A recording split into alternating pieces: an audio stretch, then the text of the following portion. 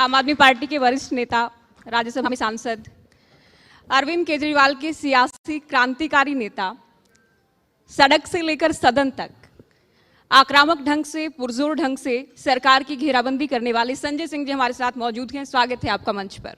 बहुत धन्यवाद और आपके दर्शकों को मेरा नमस्कार। जी, बहुत सारे मुद्दे हैं संजय सिंह जी जिन पर आपसे बात होगी, लेकिन शुरुआत जो हमने लिया है, आज का जो हमारा बिंदु रहेगा, पहलू रहेगा कि दिल्ली की आबो हवा क्या कहती है, क्योंकि आसानी दिल्ली में आप हैं, दिल्ली में हम हैं और अभी बाहर से अंदर आप आए हैं। क्या कहा है हवा ने, सांस लेने के काबिल है? देखिए, हमारी जो माननीय मुख्यमंत्री जी हैं उन्होंने AQI का टेम्परेचर नाप लिया है और मैं तो ये सुनता रहा हूँ कि भाई 104-105 जब आदमी का टेम्परेचर हो जाता है तो उसकी स्थिति मरणासन्न हो जाती है। यहाँ तो टेम्परेचर 900 से भी ज़्यादा पार हो गया, तो दिल्ली की हालत क्या होगी आप समझ लीजिए। पूरे सत्र में आपने एक भी दिन देखा हो कि सरकार ने ऐसे गंभीर विषयों पे कोई चर्चा सदन में की हो, कोई इसका समाधान बताया हो, कोई विपक्ष और पक्ष मिलके या अलग अलग राज्यों के साथ क्या कोऑर्डिनेशन हो सकता है इस प्रदूषण को कम करने के लिए, उसके बारे में कोई बातचीत हुई हो? नहीं, क्योंकि सरकार की प्राथमिकता में नहीं है। दिल्ली जहां पर देश के प्रधानमंत्री रहते हैं, राष्ट्रपति रहते हैं, तमाम एम्बेसीज हैं यहाँ पे, दिल्ली जहाँ पे सारे सांसद और मंत्री रहते हैं, और दिल्ली जहाँ पे करोड़ों की संख्या में झुग्गियों में अनऑथराइज्ड कॉलोनीज के अंदर लोग रहते हैं, तो उनकी ज़िंदगी से कोई लेना देना नहीं, कोई मतलब नहीं। और आज 18 घंटे काम करके प्रधानमंत्री जी ने और रेखा गुप्ता जी ने दिल्ली को एक स्थान पे नंबर 1 पे पहुंचा दिया है। दुनिया का सबसे प्रदूषित शहर आज की तारीख में दिल्ली है। तो मुझे लगता है कि ये ऐसा मुद्दा है जिसपे कि संवेदनशीलता के साथ पक्ष विपक्ष और राज्य सरकारों से मिलकर बातचीत करके इसका समाधान खोजने की जरूरत है। आप लोग विरासत में बीजेपी को कैसे दिल्ली देकर गए थे? आप अगर विरासत में आप लोग बीजेपी को कैसे दिल्ली सौंप कर गए थे? आप लोग खुद मानते थे देखिए, गैस ऐसा चैम्बर है हो गई है विरासत में। जहां दिल्ली के बाद पंजाब की बात आप करिए, पंजाब में हम जहां आए सत्ता में, वहां तो हमने 90% पराली जलाने की घटनाओं को कम कर दिया। हमारा जो काम था हमने वो किया। दिल्ली में भी जब थे हम, जब प्रदूषण बढ़ा तो केजरीवाल साहब ने वो ऑड इवन, चाहे उसकी जितनी आलोचना चर्चा आप करते रहिए उसके ऊपर, लेकिन वो एक सफल स्कीम दिल्ली के अंदर उन परिस्थितियों में लागू की। अब यहाँ तो क्या है, यहाँ तो प्रदूषण बढ़ रहा है, पटाखा दगाओ, पटाखा खूब दगाओ, तभी आप धार्मिक सिद्ध होगे। अपने बच्चे को आप जितना प्रदूषण में झोंक सकते हैं झोंकिए। तो ये जब मानसिकता होगी, इसका मतलब आपके मन में समाधान की ओर कोई ध्यान नहीं है। आपकी कोई कोशिश नहीं है कि प्रदूषण दिल्ली के अंदर कम हो, सिर्फ आरोप प्रत्यारोप से कुछ होने वाला। बीजेपी का ये मानना है कि 2009 से लेकर अब तक, खास तौर पर अक्टूबर नवंबर में ये हालात होते ही होते हैं। इसमें कांग्रेस भी रही है, आप लोग भी सरकार में रहे हैं, और अब क्योंकि बीजेपी सत्ता में है, आप लोग कोरी सियासत कर रहे हैं पोल्यूशन के नाम पर। भैया, आपके पास MCD है, आपके पास हरियाणा की सरकार है, आपके पास केंद्र की सरकार है, आपके पास दिल्ली की सरकार है, आपके पास LG है। आपने इस प्रदूषण को रोकने के लिए क्या सार्थक कदम उठाए, ये तो बताएंगे आप। हम बता सकते हैं, पंजाब में हमारी सरकार है, हम कह रहे हैं 90% पराली जलाने की घटनाओं में कमी आई, क्योंकि हम प्रदूषण को लेकर चिंतित थे। हमारी ओर से जो कदम उठाया जा सकता था हमने उठाया। और पहले भी केजरीवाल साहब एक ही बात कहते रहे कि प्रदूषण की ये समस्या एक दूसरे के ऊपर आरोप प्रत्यारोप से इसका समाधान नहीं होना है। प्रदूषण की समस्या का समाधान होना है जब राज्यों के साथ केंद्र सरकार मिलकर काम करेगी। आप लोग बार बार गैस चैम्बर शब्द का इस्तेमाल कर रहे हैं, सबसे पहले किसने कहा ये? देखिए, अब अगर आप उस पर बात करेंगी तो फिर आपको टीवी चैनल्स के प्रोग्राम का एक आंकड़ा प्रस्तुत करना पड़ेगा अपने दर्शकों के सामने। जब अरविंद केजरीवाल जी दिल्ली के मुख्यमंत्री थे तो इतने कार्यक्रम, इतने शो, इतने डिबेट, इतनी आलोचना, ऐसा मालूम पड़ रहा था कि दिल्ली वालों को तो जान से मार देना चाहते हैं केजरीवाल जी। इतना बड़ा विलियन, इंडिया न्यूज का मैं संजय सिंह, नहीं, मैं आपके चैनल की बात नहीं कर रहा हूं। फिर भी बता देती हूँ, मैं जनता से जुड़े हर एक मुद्दे को मजबूती से उठाते हैं। मैं किसी विशेष चैनल, आप सही कह रहे हैं, आपने शुरुआत में मैं विशेष चैनल की बात नहीं कर रहा हूं, मैं आपको ओवरऑल कह रहा हूं। आप आंकड़ा प्रस्तुत कीजिए कि सारे टीवी चैनल्स ने उस समय अरविंद केजरीवाल को किस तरह से टारगेट किया और किस तरह से डिबेट कराई और किस तरीके से प्रदूषण को सिर्फ और सिर्फ केजरीवाल उसके लिए जिम्मेदार है ऐसा आरोपित करने का काम किया। वो सच पूरे देश और दिल्ली के सामने आना चाहिए। कोई लेकिन भी एक आज की व्यक्ति तारीख जिम्मेदार में, नहीं हो सकता। आज की हम नहीं तारीख कहते में, ये। लेकिन आप ये बताइए संजय सिंह जी, पंजाब की तो पराली की आज आप की बात करते तारीख में हैं। उसको लेके माफ कीजिएगा टीवी चैनल्स की भी कितनी चिंता है, नहीं दिखती जितनी केजरीवाल जी के समय में हमें तो दिखती थी। चिंता है, हम खुद राजधानी दिल्ली में हैं। तो अच्छी बात हम भी है। उसी हवा में सांस ले रहे हैं, आप भी उसी में ले रहे हैं। बिल्कुल, मैं देश तो के पीएम ये भी कह रहा उसी हूँ, में ये सांस सबकी ले रहे हैं, चिंता अरविंद होनी चाहिए। केजरीवाल, उनका परिवार भी ये सांस ले सबकी रहे चिंता हैं। होनी चाहिए, लेकिन एक्यूआई मीटर पे पानी छिड़का के उस चिंता को आप कम नहीं कर सकते हैं। अच्छा, आपके कुछ सुझाव हैं, क्योंकि पराली वाली बात तो ठीक है पंजाब और हरियाणा पर लागू हो जाएगी। हरियाणा की सरकार भी कहती है कि हमने पराली पर पूरा कंट्रोल कर लिया है। दिल्ली की जब बात आती है, आप लोग भी सरकार में रहे, कोई ऐसे सुझाव जो काम आप लोग कर रहे थे लेकिन बीजेपी ने उन कामों को रोका, उन कामों के रोकने के चलते पोल्यूशन बढ़ गया दिल्ली में? सबसे पहली जरूरत इस बात की है कि राज्य सरकार और केंद्र सरकार मिलके एक अस्थाई नीति इसके लिए बनाए। हर साल इसी महीने में बार बार प्रदूषण की समस्या पे चर्चा करना और भूल जाना, ये जो सरकारों की आदत हो गई है, इससे समाधान नहीं निकलेगा। मैं फिर दोहरा रहा हूं, आपको लगेगा कि मैं बार बार अपने राज्य सरकार की बात कर रहा हूं। हमने इस ओर चिंता दिखाई और इसलिए आज पंजाब में पराली जलाने की घटनाओं में कमी आई। अगर यही चिंता केंद्र सरकार के अंदर होती, हरियाणा के सरकार के अंदर होती, हमारी सरकार से भी बातचीत आप करते, पंजाब की सरकार से भी, और उसका एक मिलकर समाधान निकालते, तो मुझे लगता है कि आज ये हालात हमको नहीं देखने पड़ते। आप ये मान रहे हैं पंजाब में पराली जलाने की जो घटनाएं हैं कम हुई हैं, संजय सिंह जी हरियाणा में भी कम हुई हैं। और देखिए दोनों राज्यों की तुलना मैं एक सवाल आपसे पूछूंगी अरविंद केजरीवाल से जोड़कर। हरियाणा के बेटे हैं, जब ये हुआ कि गर्मी आई तो कहा गया हरियाणा पानी नहीं दे रहा है, सर्दी आई तो कहा गया कि हरियाणा के किसान पराली जला रहे हैं, दिल्ली में पोल्यूशन बढ़ रहा है, बरसात हुई तो कहा गया हथनीकुंड बैराज से ज्यादा पानी हरियाणा छोड़ रहा है, जिसके चलते बाढ़ जैसी स्थिति हरियाणा में है। कभी ये भी कह दिया गया कि यमुना में जहर मिलाया जा रहा है हरियाणा की ओर से। तो हरियाणा के बेटे होकर हरियाणा को लेकर इस तरह की बयानबाजी करते थे। बीजेपी ने ये जरूर कहा कि हरियाणा के बेटे होकर हरियाणा के साथ इस तरह की बातें करना, तो हरियाणा को विलेन बनाने का प्रयास। पहली बात, हरियाणा के बहादुर लोगों को, हरियाणा के बहादुरी के इतिहास को, हरियाणा के वीरता के इतिहास को हरियाणा की निकम्मी सरकार से आप तुलना मत कीजिए। हम हरियाणा के निकम्मी सरकार की बात कर रहे हैं। हरियाणा के लोगों का सम्मान हमारे दिल में हमेशा है, सिर झुका के है। तो ये दोनों बातें अलग हैं। कृपा करके मैं आपसे क्षमा चाहते हुए कहूंगा कि ऐसा हमारी ना, हरियाणा के लोगों का दिल में, दिमाग में हर तरीके से पूरा सम्मान है, लेकिन एक ऐसी सरकार जो दुर्भावना से काम कर रही है, और ये हम हवा में तो कोई बात नहीं कह सकते। आपको एक आंकड़े देने होंगे ना, कोई चीज तो बताना होगा कि भाई क्यों हम कह रहे हैं कि पानी कम आ रहा है। क्योंकि एक निर्धारित मात्रा पानी की देनी होती है, उसकी वो सुप्रीम कोर्ट से तय चीजें हैं, वो सरकारों के बीच में समझौता के तहत तय चीजें हैं कि भाई इतना पानी इस समय आपको छोड़ना पड़ेगा। तो हम उसके आधार पे कह रहे थे कि पानी सरकार कम दे रही है।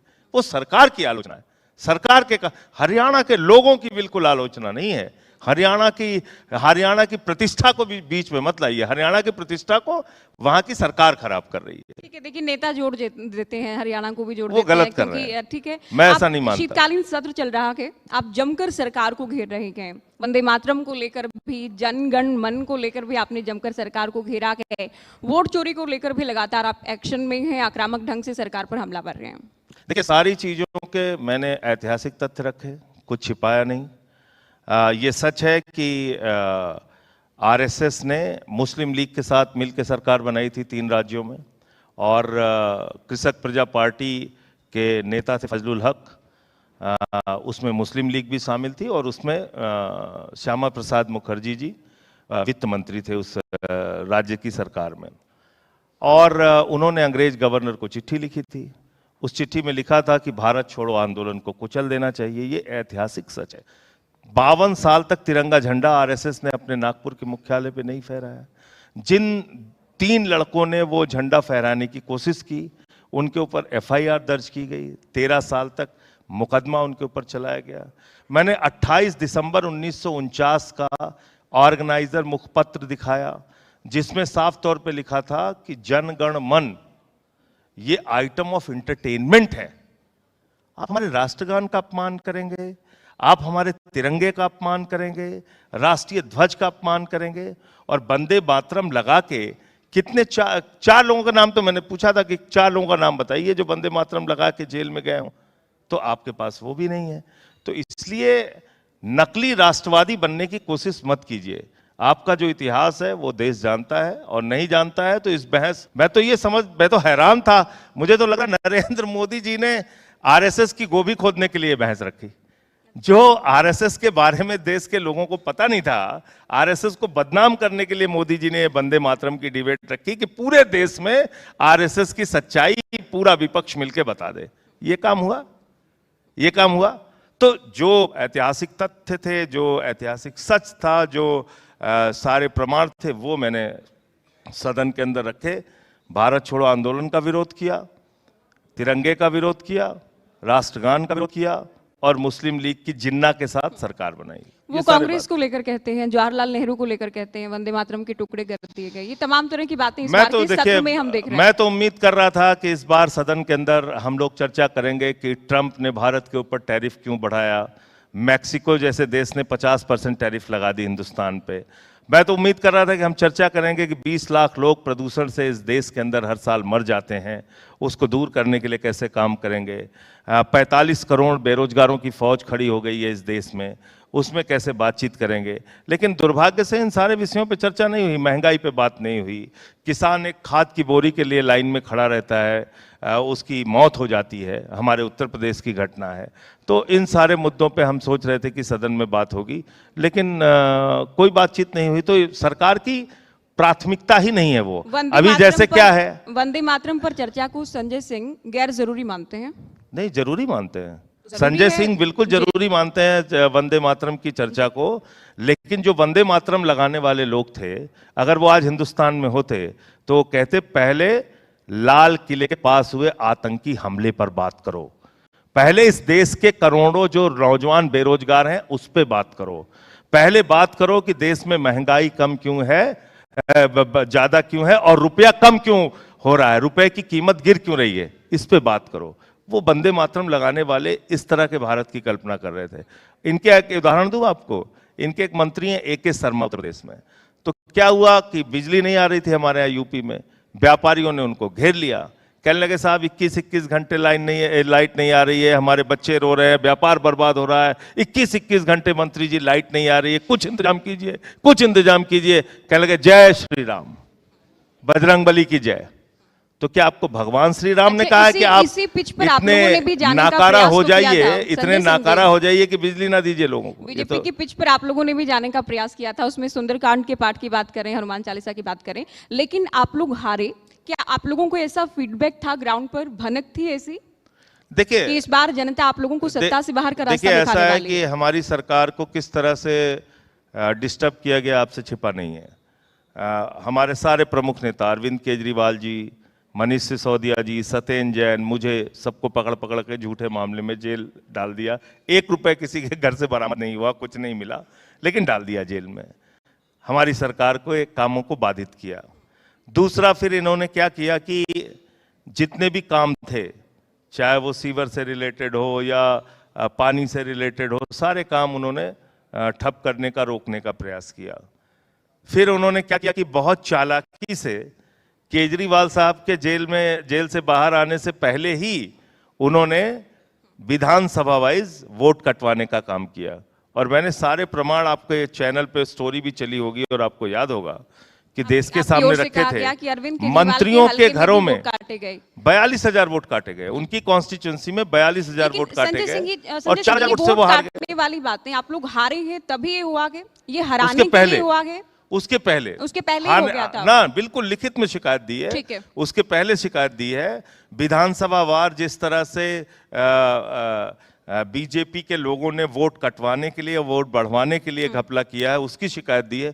एक एक चीज एक दो रिटर्न में मेरे है। अहम सवाल अभी बचते हैं। आपने कहा कि हमारे बड़े नेताओं को जेल में डाल दिया गया। अब भी आप कई बार कहते हैं कि मुझे 3 घंटे के लिए ईडी सीबीआई दे दी जाए, ये सब के सब बाहर नहीं मिलेंगे, तो आपको देखिए डर ऐसा नहीं है, लगता है? ऐसा है, डर के क्या करेंगे और क्या कर लेंगे? ये मुकदमा लिख लिया, नहीं, जेल जब में आपको डाल लगता लिया। है कि इरादतन हो रहा है सब कुछ, फिर इस तरह की इरादतन बयानबाजी ही आप हो कर- रहा है। देखिए इरादतन ही हो रहा है, तो इसलिए मुझे लगता है समय मेरा समाप्त हो गया। नहीं संजय सिंह जी, अभी अब चर्चा हम आपसे कर रहे हैं। दूसरा, आपने कहा बड़े नेताओं को जेल में भेजा। ये जो करप्शन के खिलाफ लड़ाई लड़ते लड़ते आप लोग सत्ता के रास्ते पर पहुंचे थे, उसके बाद एक नैरेटिव इस तरह का तो हुआ कि आप लोग इसी के जंजाल में फंस गए। उसका नुकसान हुआ दिल्ली में आप लोगों को? देखिए नैरेटिव जाहिर सी बात एक है, संदेश मीडिया ने गया। हमारे खिलाफ बनाया, बीजेपी ने हमारे खिलाफ बनाया, निश्चित रूप से हमारे खिलाफ जांच एजेंसियों का खुलकर दुरुपयोग किया गया। तो ये हुआ, इसमें कहीं कोई छिपी हुई बात नहीं है। लेकिन निकला क्या? किसी के घर से भी कुछ बरामद हुआ तो आप बताइए, किसी के घर से कुछ मिला हो आज तक तो बताइए। तो आरोपित करने के लिए तो किसी को भी आप आरोपित करके झूठे मामले में डाल के जेल में डाल देखिए, दीजिए। हमने तो सभी को मंच दिया है, उसमें सत्ता पक्ष की बात हो, विपक्ष की बात हो। पंजाब में चुनाव करीब हैं, वहां किस तरह का माहौल आप देख रहे हैं? और लोगों में, विपक्ष के लोग ही कह लीजिए, आपके विरोधी लोगों की बात कर लीजिए, एक मैसेज ग्राउंड पर ये है कि अरविंद केजरीवाल ही तो सुपर सीएम नहीं है वहां पर। देखिए ये आज की तारीख में आम आदमी पार्टी एक राष्ट्रीय दल है। उसके नेता कौन है? अरविंद केजरीवाल जी हैं। देश के अलग अलग हिस्सों में पार्टी के विस्तार के लिए, मजबूती के लिए कौन जाएगा? सबसे बड़े नेता के तौर पे अरविंद केजरीवाल जाएंगे। चाहे गोवा हो, गुजरात हो, पंजाब हो, तो वो जा रहे हैं। इसमें इनको क्या प्रॉब्लम है? इनको प्रॉब्लम जानती हैं क्या है?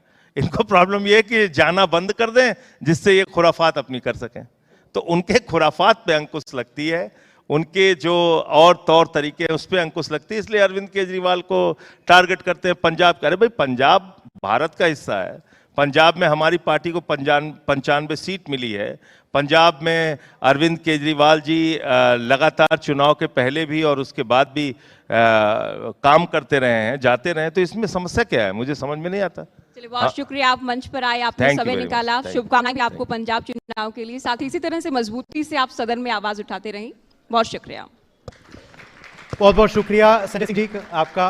संजय सिंह जी अपने बेबाक अंदाज में और बड़े ही प्रखर वक्ता हैं। बहुत ही शुक्रिया कि आज आप आए इंडिया न्यूज़ मंच में। ज्योति, आपका भी शुक्रिया अदा करता हूं।